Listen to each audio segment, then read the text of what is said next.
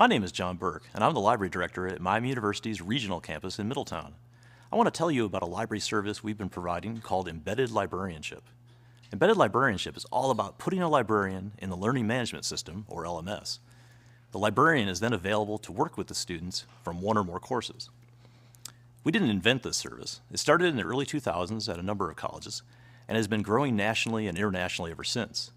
I recently ran a web survey on embedded librarians with my assistant director, Beth Tumbleson, for a book that we wrote. It is mainly an American phenomenon, but we did have participants from Canada and the United Kingdom, as well as Spain, Singapore, and New Zealand. We learned a lot about how long libraries have been running embedded librarian programs, how many courses each librarian is embedded in, and also how librarians market their service. At Middletown, we've been embedded in courses since spring semester in 2009.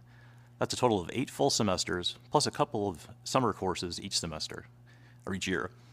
During that time, we've reached 4,500 students in over 200 course sections. All of our librarians work with the embedded courses. With either 2 or 3 of us on staff over those years, that means an average of 6 to 15 courses per librarian each semester. It's a way to put libraries, our resources, and our helpful searching advice right where students are accessing their assignments and interacting with their professors. So how does this work? It begins with collaboration.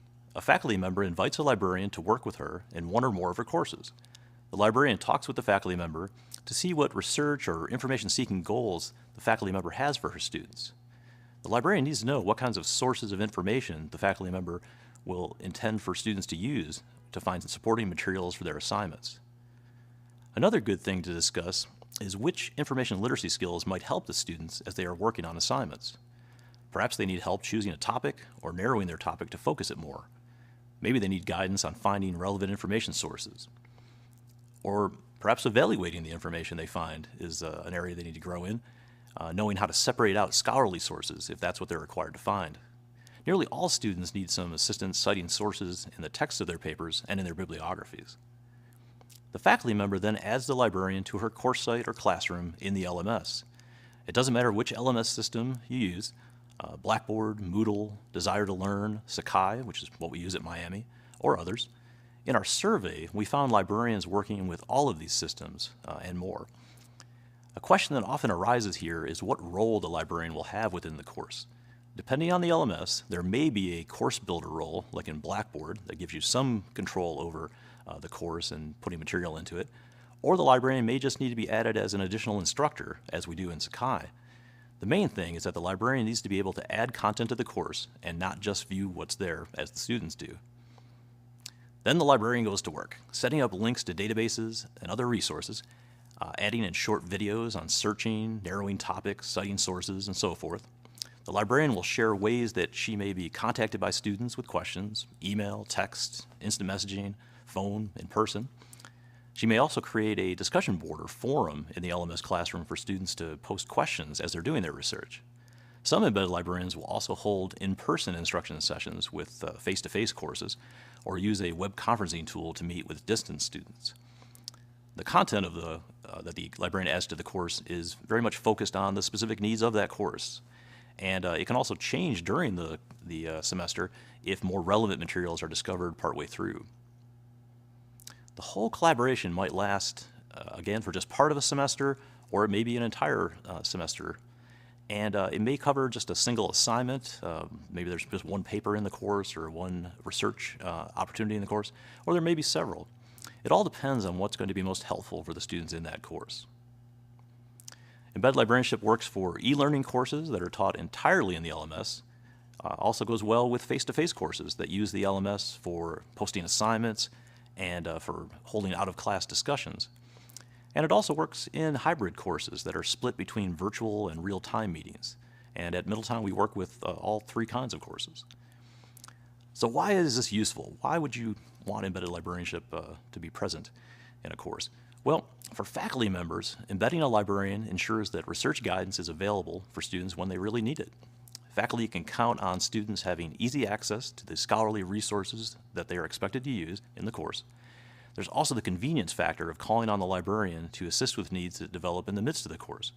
And it really builds up some great relationships between faculty and librarians over time as the librarian gets to know that faculty member more and gets to know the material more.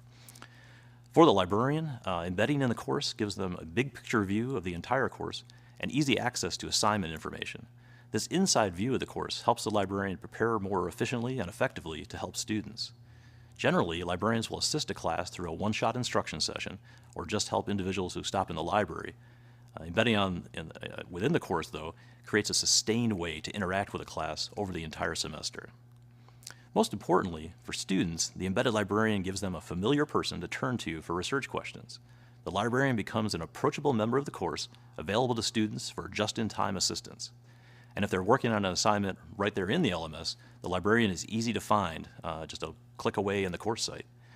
It's also interesting to see how this works outside of the LMS when students see you in the library or elsewhere on campus and come up and talk to you.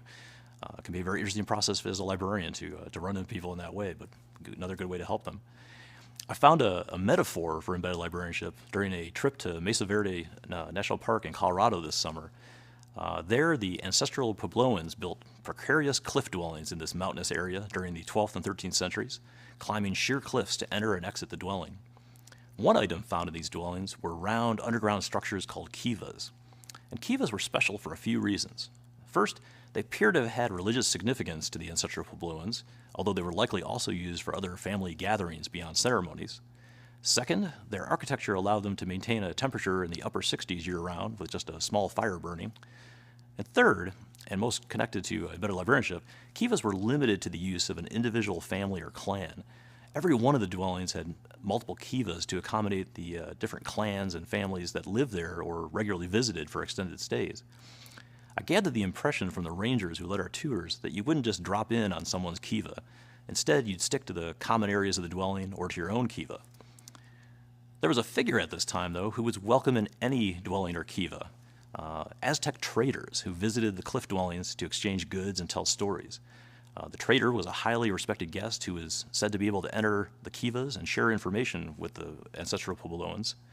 Interestingly, this individual, or perhaps a combination of several individuals, is thought to have inspired the character of Kokopelli, the Hopi fertility deity. You see images of Kokopelli all over the Southwest, typically playing a flute or laughing and dancing. His image is present in a number of the cliff dwellings.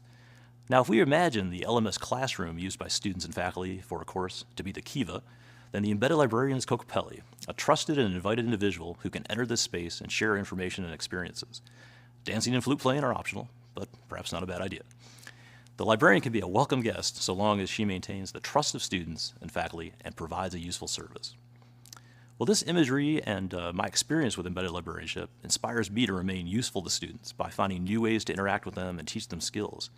In this age of web-based information sources and students who turn to Google first, librarians need to be operating online where our users work and live.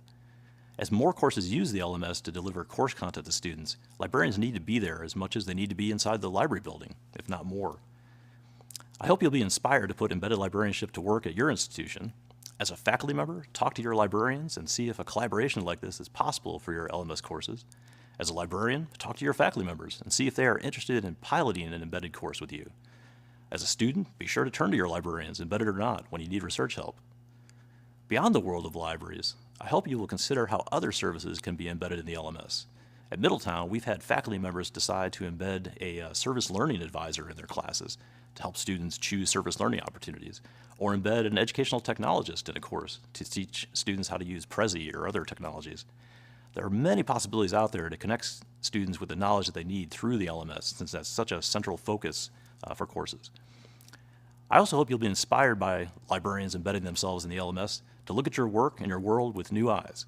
There are always new relationships to build in our institutions and in our communities to help us retain the role of invited guests. Thank you very much.